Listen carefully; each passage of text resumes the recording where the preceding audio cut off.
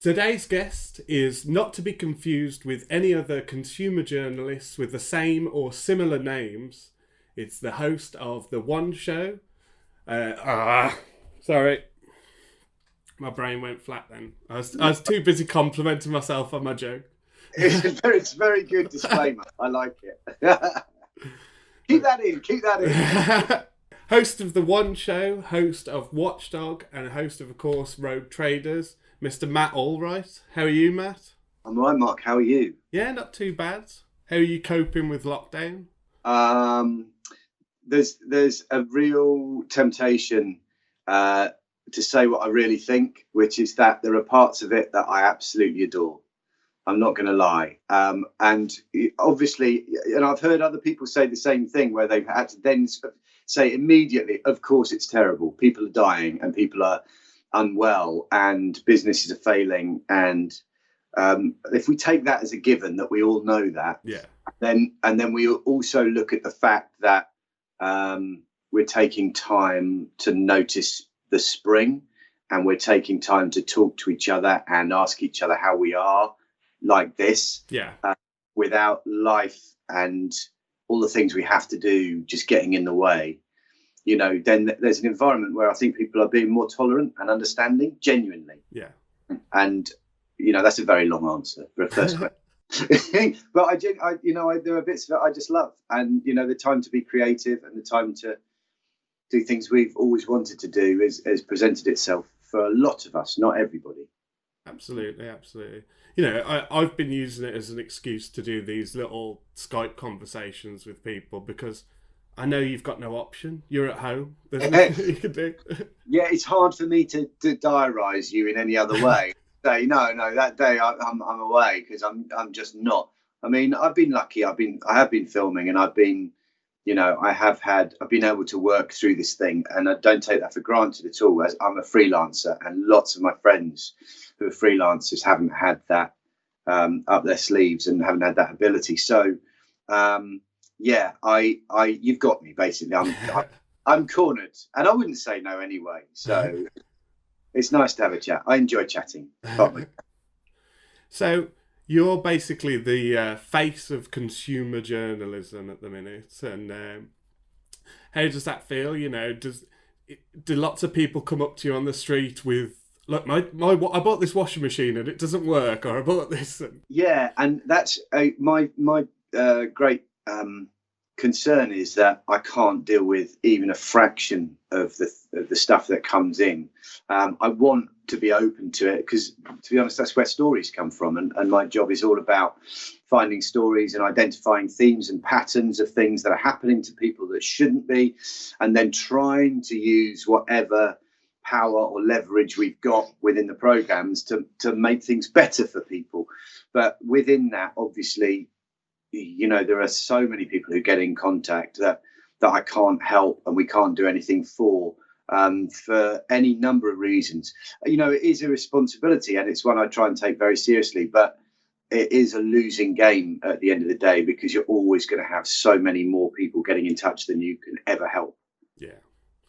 I'm a huge fan. I don't mind admitting of Rogue Traders. That's my personal thing that I really enjoy of your work. Thank you. Has being the host of Rogue Traders made it difficult for you to get like labourers and builders, electricians to come to your house? Yeah, it is absolutely. If we call people in a hurry, if we have to have people in because of an emergency or something, the things that do come up, like you lose your electric or you're worried about the drains or something like that, you can't plan for that. That's hard because I need to go through quite a lengthy process before I get anybody in the house. They have to be a recommendation from somebody else so that they're prepared for the idea that the honest truth is, Mark, I'm a really easy customer. Because I can't be too picky. By the time I actually manage to get somebody through the door, I'm so grateful that they're here in the first place that they could rip me off.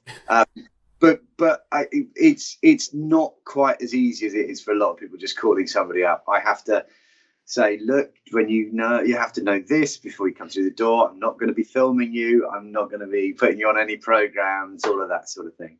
And then once we get past that, they realise that I'm a soft touch. And it's actually quite easy. Yeah. On Rogue Traders, you do big sort of skits, where you catch the people out towards the end.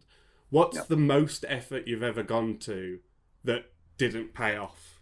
Oh, we had a phase in the mid-thousands, about 2005, where I was going into full makeup. And some of this stuff is still on YouTube, so you can dig it up and have a look if you haven't seen it. And I developed a series of characters which had their own makeup as well. So there was an old Welsh gentleman who I really this is the bizarre thing. I came to really like him. And he had this fantastic wig. And then there was another guy who was maybe even 10 years older than him. And I grew to really dislike him because of the amount of effort that it took to get me to be looking about 80 years old. So there was a full skull cap, and that went into a big neck piece that was made of like gelatin that had to be glued on and then taken off. And it took about an hour and a half. Full sclerotic. So they cover your entire eye because you want the veins and everything to look really authentic.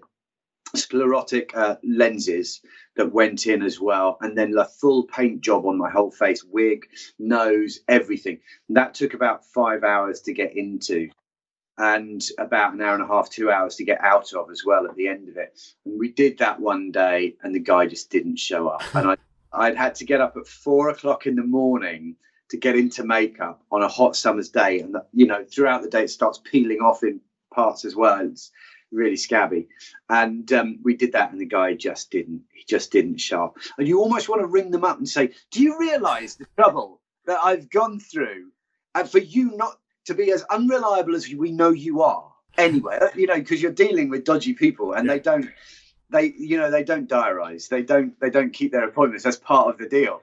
It's like, man, I've got an Oscar nominated makeup artist here, and it's just a waste. Everything we've done is a waste because you couldn't be bothered to show up.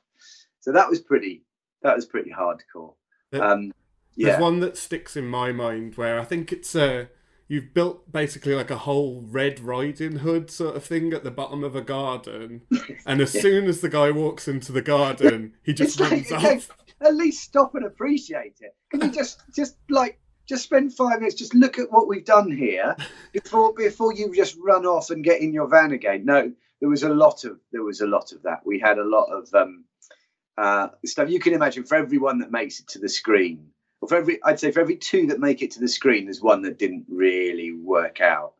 And the effort that goes into them, is quite extensive. But then that's the deal, isn't it? Yeah. If it was easy, and if they were predictable, they wouldn't be Rogue Traders, and there'd be no value in getting them round and seeing them, because the joy of that show for me is how unpredictable it is, and how much in those final minutes you really see what people are like, and how they react when they're not in their comfort zone of ripping people off. Yeah. Then those reactions, I think people watch for that, and they think, who am I watching? What's it going to tell me about who they are? Are they going to climb through the window of their car, or are they going to drive off and leave one of their mates behind?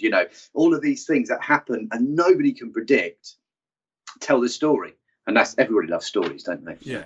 Do you worry about being attacked in, like you say, in those final minutes where you don't know how people are going to react? Do you worry that they're ever going to lash out? Or? Well, we take a lot of responsibility on board. That's the way to put it. I do worry. Yeah. And I always think with anything I'm doing, I've learned if I'm worrying, it means that we haven't prepared enough. There's something that's still, hanging over the edges of the plan. And that's why I'm worried. I'm anxious because we haven't thought it through enough. So typically in a day, let's say someone's turning up, or we think they're turning up at 2 o'clock. We'll be there before breakfast, and we'll be working through that stuff. So that worry period for me tends to happen about 10 o'clock. Yeah. So let's say we've got into the place at about 7 o'clock. It's my mum. I'll call her back. Hold on. Right. So yeah, about 10 o'clock. Sorry, it's my dad. About 10 o'clock, I usually get a strange feeling in my stomach that I've left something out, and I haven't quite worked it through with the team. And that, obviously, the worst thing that can happen is that somebody gets hurt on the shoot. And however I feel about me, I do it and I'm on screen. So that's kind of the risk I take, and I acknowledge that. But then it might be that a member of the team, a junior member of the team, they haven't got the same deal. It's a day at work for them. Yeah. And if one of them got hurt, or if somebody that's just a member of the public that happens to be, because it all takes place in the, in the public domain on a street or somewhere, if somebody, God forbid, because we hadn't thought it through, then I'd be very disappointed that we hadn't spent that time preparing properly. Yeah. That's it. Basically, if you get that weird feeling, prepare, chat it through with the team, work out where the contingencies that you haven't really thought through properly, and then it goes away. Typically. Yeah. So you plan enough so you don't have those worries, basically. Yeah. Yeah, you try to. Yeah, I mean, there's always going to be things that you can't foresee, but if you've got 90% of them, then you've done a good job, I think. Yeah. With what happened, obviously we won't go into it too much, but with what happened with Dan being in the newspapers and everything, did that affect how people deal with you? Because there's definitely a few clips where people won't answer your questions and they'll just say, "What about Dan? What about Dan?" Yeah, it's really interesting. So just for the record, I never ever talk about the thing that happened with Dan, just because that's it's a very personal thing for me, and he's a friend. He's a friend. So we leave that. But what I will say is there is a fashion at the moment for what's called an ad hom argument. So let's say I don't know. Let's pick a subject. Let's say Brexit, right? Okay. Just for the. So you don't like Brexit. I love Brexit for the sake of argument. Yeah. Okay. And then you say something about that subject. And what I then come back with is, well, you would say that, Mark, wouldn't you? Because you're a ginger. Do you know what I mean? Yeah. This argument is what I'm trying to do is undermine your right to make an argument in the first place. Yeah. So I'm directing my argument at you as a person. That's what it means, ad hominem. So you can't be saying that because you're from a group, or you are a type of person that I've identified that has no right to say those things, whether it's because you went to public school, or whether it's because you work for the BBC, or whether it's because you come from Lincolnshire. It may be any reason, but that is very much in vogue right now and has been for the last 10 years. And what you're talking about is a perfect example of, well, you've got no legitimacy to make any sort of argument at all because of what happened to your mate. And I don't accept that, because my job is really to identify wrongdoing or antisocial behaviour. And just because it happens close to you, it doesn't mean that you can't have a sense of what's right and what's wrong, and you can't represent people to make that point on their behalf. I don't know if that makes sense. It does, mate. Yeah, it's like you sort of getting a professional to comment on someone's plumbing or whatever has got nothing to do with what happens with the people involved in the show. Yeah. And similarly, the Prime Minister's father going on holiday to Greece has no bearing on his ability to run the country. Yeah. I don't think, they're two separate things. One person's choice of what they do and one person's ability to run the country, they are two separate. However you feel about that, if you can't draw a line between those two, then I don't think you're quite thinking straight. That makes sense? Yeah. So obviously you started on Watchdog, and then you Rogue Traders and lots of different other things, and then you been hosting the One Show. How does that feel? There's some huge names that get invited onto that show, and it's such a prime time show. It's because I'm not in the world of celebrity at all. It's just not. I spend most of my time on street corners eating garage sandwiches as a journalist and an investigator and all of that stuff, you can't have any kind of pretensions or red carpet mindset. It doesn't work because you're not going to enjoy it. You're not going to see the purpose of it.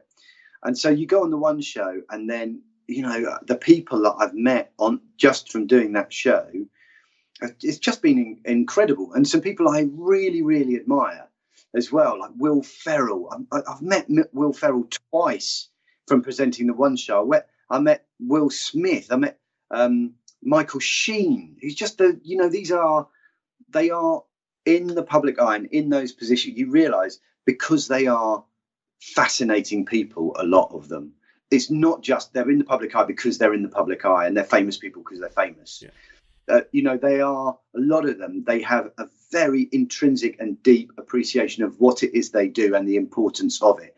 I mean, you meet someone like Michael Sheen, you see the work he does outside of film and telly and the rest of it, and he's just got an ethical bedrock going underneath all of that stuff, which also makes him brilliant at his job because he believes it. He's a real guy. And coming into contact with those people, and crucially having the right and the duty to ask them possibly difficult questions, that's a great opportunity, and you don't spend it lightly. Yeah. I think you go on a show like that, you've got to ask the right questions. You've got to challenge them a bit. You don't like wade in. Yeah. But I always figure on a show like that, there's got to be one question during that makes them think at the very least. Otherwise, you're not really doing their job. You're just selling their book or their film for them, and that doesn't feel like a good deal for the viewer. And that's at the end of the day, they're the customer. They're the license fee payer or whatever. Yeah. So you've got to represent them. So yeah, it's different, but there's still a journalistic duty of a different sort there that I'm always going to try and bring that to it if I can. Find the diamond in the rough of, like, because I always think when you interview people, it's to ask them the question that they haven't been asked a million times. I think sometimes that's the most important thing you can do. I think so. I just think make them think, because then it's enjoyable on both sides. And I think the other thing that sometimes I watch interviews, and when I'm disappointed in an interview, is when the interviewer is not really listening to the answer. What they've got 5 questions, and they know those 5 questions will fill the given 2.5 minutes, 3 minutes, or whatever it is they've got. And regardless of what the person's just said, they're going to ask their next question. So that person could say, well, and then there was a time in the 70s when I murdered that guy. And you'd go, so you've worked with Brad Pitt. You know what I mean? It's like, and sometimes you get the sense that it not necessarily on the one show, but I'm talking about on TV generally. You look at it and you think they're not listening to the answers. So why should the audience? Why should people at home listen if they who've been tasked to ask these questions aren't listening either? And I find that is the key skill of asking questions is listening to the answers and responding to them, and saying hopefully something intelligent off the back of them. I don't know. No, I don't want to put you on the spot. I was just about to say, you've built me up now for such a loss. It feels like I'm lecturing you. I'm not. You do it your way, Mark. Your interviews are great. Just ignore me. Do whatever you want. Ask whatever you want. If you've got a list of questions, that's cool. Sorry. No, it's great, because that's the weird thing about interviewing people is you kind of have to learn the skill in the public eye.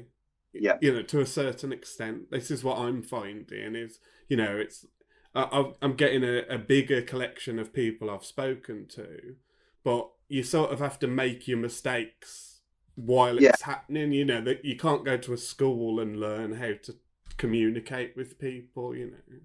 So what's the biggest mistake you've made so far? Can you say? I'm not interviewing you now. I asked a question that I will ask you shortly. That I ask everyone to somebody. Okay. They replied, and I was worried about time, and so I just moved on to the next question, where they were talking about someone who died within the last year, Yeah.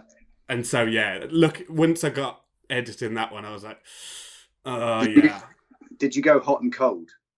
yeah, That's the acid test. If you ask a question and something, and if you're in the room with the person when you ask yeah. the wrong question as well, and you both know it, and I go hot and I've done it, and you just go hot and cold, and you just want the earth to swallow you and take you away. Actually, I once heard Adam Buxton, who's one of the great, I think, Yes. great viewers. It's magical. It just feels so natural and so lovable. He and Joe Cornish said, how do you deal with the worst possible scenario, which is when you say to a woman who appears to be pregnant and she is not pregnant, right? And they came to the conclusion, what you say is, I realise I've just made a terrible mistake. Would you allow me to leave the room and come back in as if it never happened? And I think that's Yeah. where you have to go. So I realise what I've just said is totally inappropriate. Can I go out and come back in again properly? Basically, like they used to tell you to do at school. Maybe that's the answer. I don't know. Yeah. I don't. What I did was just cut that question out in the edit and pretend it didn't happen. That's the beauty of the edit. Yeah. Being live, you haven't got that option. Yeah. You just got. I suppose that's why people stick to the questions, isn't it? Maybe that's what that's all about. Yeah. Yeah. You're a huge fan of country music, and you do a blog called The Steel Grimmage. The Steel Grimmage, yeah. You say I do it. You'll notice it's been untended it's a bit weedy in the Steel Grimmage garden patch at the moment. But yeah, it is the period when I was first learning to play pedal steel guitar, which I don't know if you're a country music fan, but the pedal steel is the kind of soul of country music a lot. It's the kind of it sounds like tears, it sounds like wailing, it sounds like a coyote howling reflected from the side of a canyon, in my opinion. And it's over here in the corner, so I can show you. Hold on. Come with me, Mark. Here we go. Look. Oh, hold on. There she is. Look at that. Oh. There she is. Look. Undercover. Look. There we go. So, yeah, I started learning that. And I just thought, you only learn something. You only ever do anything for the first time once. So why not kind of just have some kind of record of it? I'll put you back where you were. Have some sort of record of it and share it with people that might at some point go through the same thing. And the reaction was really lovely, because it's a really complex instrument. Its history is incredibly complex. It started, I suppose if you go all the way back, it started in Europe, and then it's made its way all the way as far as Hawaii. And then in Hawaii, as a guitar, they started playing it with a knife instead of fingers, because they couldn't get guitars that were sufficiently well made where the strings meet the fretboard. So they were so high up, they go, oh, what can we do? And the moisture apparently made the necks bend. Oh, well. Yeah, so in Hawaii, a lot of rain, very green. The necks would bend and they couldn't play them because they couldn't make the action was too high and their fingers couldn't depress the strings. So they end up playing with an open tuning and playing with a knife. So then the whole idea starts making its way back eastwards again through the Western swing era, through Texas. And you hear all those like steel guitar songs from about the 40s. There was a big Hawaiian guitar craze in the 30s. 40s was Western swing. Reaches Nashville in about 1950 and meets up with these incredible musical geniuses, Buddy Emmons, Lloyd Green, all of these incredible players who put pedals on it. Yeah. So that you can change chords without moving your steel, the steel of the steel guitar. And then you have pedal steel guitar, and then somebody decides to change a chord mid-chord with hearing it as well. And the sound of country music is effectively born there and then, from the 50s onwards. And I just love the story. I adore the sound of it. I hooked up with it, and then just thought, let's talk about it while we're doing it and see what people think. And it was, people were lovely about it, really. Yeah. Did it encourage you to sort of work harder at learning it because you were sharing it? Whereas if you'd have done it behind closed doors, if it was a bit hard, maybe you would have given up. But I think almost the opposite. oh, okay. Almost the opposite. I'd say because the thing that drove me on was the sound. Yeah. Kind of exposing that progress is probably the reason I stopped writing it as well. Exposing that progress to public scrutiny, you fear that you're going to take a backward step, or if you show people how you're getting on, it's not good enough. Yeah. And that's kind of why I stopped doing it, because you end up the fun bit. It's like Spider-Man. The fun bit is when he gets bitten by the spider and discovers his powers. Yeah. Then after that, it can get a bit technical, and it can go both ways. You can go backwards, and then a gig is very much like another gig and hard to encapsulate. But what is wonderful about it is that I continue to make new friends, and there's a really strong community, small community, but really strong, of people that play that thing that want everybody to know about it. And so joining that kind of church, you've got very good, very strong friendships and points of communication with people you never thought you'd ever meet. There aren't that many pedal steel players, and so you get to know the very good ones very quickly. And very, people like BJ Cole. I don't know if you've ever come across him. If you listen to Tiny Dancer, okay, by Elton John, that's BJ Cole, and you can get in touch with him on Facebook, and he's a living legend. Honestly, he's a genius.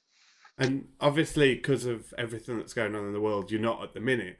But you got plans to go and do more gigs after lockdown and everything? After the world's normal, I suppose.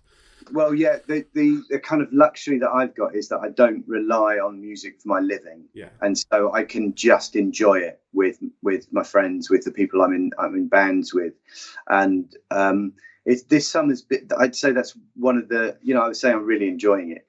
Lockdown, or the real positives about it, is more accurate. One of the big negatives is the lack of live music. And, I'm a hobbyist, but the guys I know that do make music for a living, it's decimated that industry, and people have had to leave and find other things to do themselves. And that will recover, because it's such a huge need in all of us to be in a room with people making music. I mean, it's so fundamental and so ancient that that will be serviced again. But it's been so disruptive to venues and to people's musical careers, where they should be making music and should be appreciated. Now they're struggling just to put food on the table and hold on to their tenancies and all of that stuff. So hopefully, the sooner we can get back watching music and listening to music again, the better, really. Yeah, absolutely.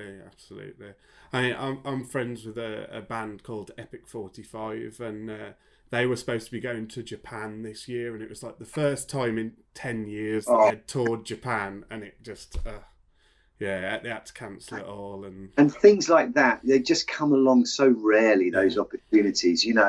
There's two festivals we play every year. One right at the beginning, one at the end of May, and one at the beginning of September, and they bookend the summer. And there's usually 3 or 4 gigs throughout the summer, a lot of them open air. And a couple of weeks ago we heard that the September one is not happening, and so that's the summer shelved, really, in terms of all the fun stuff. But they've just announced, haven't they, that open air gigs will be okay. Yeah. I don't know if that means they can start looking at festivals for next year. Or whether there's anything that can still happen this year, I don't know. I would love to play before the end of the summer. Honestly, it's the big empty space at the moment in my heart is playing live. That's your happy place then? Honestly, I could show you pictures. It's just when I'm with the band that I love, and we're all in the groove, and we're all looking at each other on stage and making the sound that we like. It's just that's it. You know, people talk about tribes. Yeah. Feeling like you belong with a group of people. That's I feel like I really fit when I'm doing that. That's ace. Well, yeah, maybe you would never have. I could never make a living at it, but you know. But yeah, it's a great thing to do. Okay, I've already taken up enough of your time, so I'll leave you with this question, and this is the question I ask everyone I'm lucky enough to speak to. And some of the answers we've had so far, just to set you up, are Steve Guttenberg, Ricky Gervais, Russell Brand. So, who is the most famous person you've sent a text message to? Oh, does it have to be a text message, or can it be a DM, direct message through Twitter? I'll accept a DM or a WhatsApp. Most.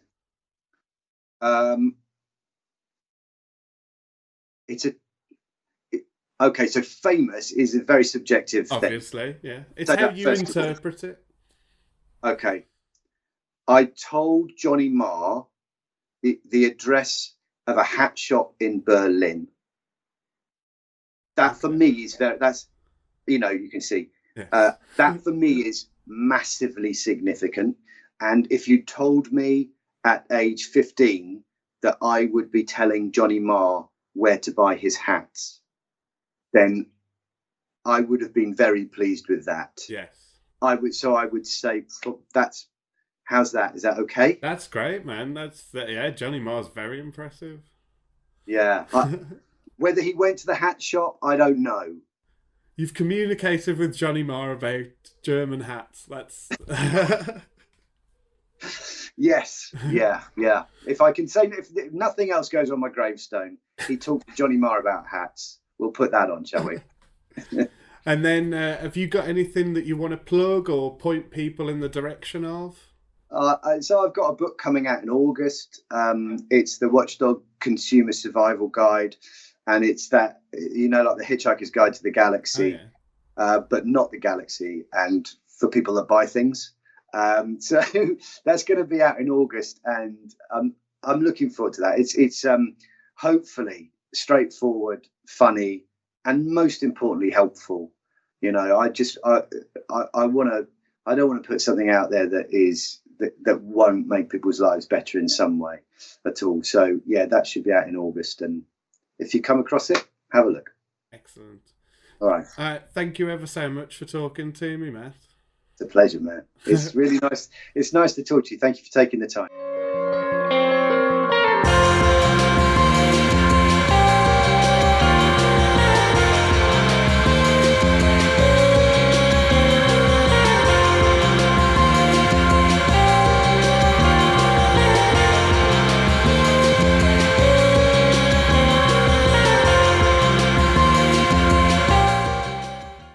You have to embarrass yourself, Mark.